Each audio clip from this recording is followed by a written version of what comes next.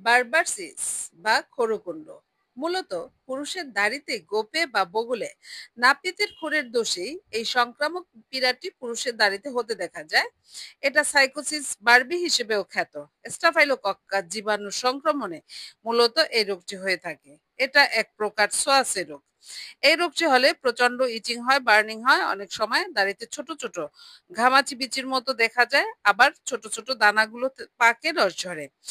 এই রোগটি সহজে আরোগ্য হতে চায় না। একই ব্যক্তির বারে বারে এই রোগটি হতে দেখা যায়।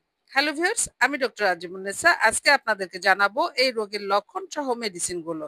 তবে ভিডিওতে একটি লাইক, শেয়ার এবং সাবস্ক্রাইব করে সঙ্গেই থাকুন। এই রোগের প্রথম এবং প্রধান মেডিসিন হলো সালফার আয়োড। লক্ষণ থাকবে যদি নাপিতের খুরের বদলতে দাড়িতে একজিমা দেখা যায়, তাহলে এই মেডিসিনটি অতি উৎকৃষ্ট একটি মেডিসিন। মেডিসিনটি খাওয়ার নিয়ম হলো 1 পাওয়ারে 2 ফোঁটা করে ওষুধ একদিন পর পর সকালে খালি পেটে সেবন করতে পারেন। দ্বিতীয় মেডিসিনটি হলো সিকিউটা ভিরোসা। লক্ষণ হবে যদি দাড়িতে বা গোফে একজিমা, হলুদ রঙের মামড়ি পড়ে, পুঁজ হয়, সেক্ষেত্রে সিকিউটা ভিরোসা 200 পাউডারে 2 ফোঁটা করে দিনে 2 বার সেবন করতে পারেন ভরা পেটে।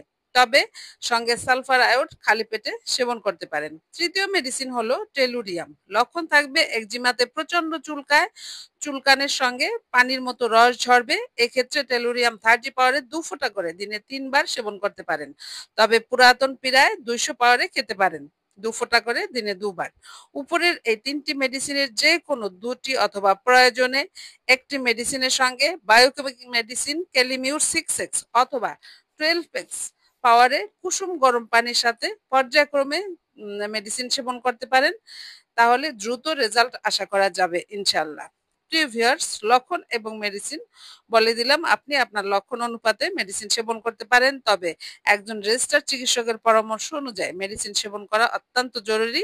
আজ এ পর্যন্তই। সকলে সুস্থ থাকুন, ভালো থাকুন। আল্লাহ হাফিজ।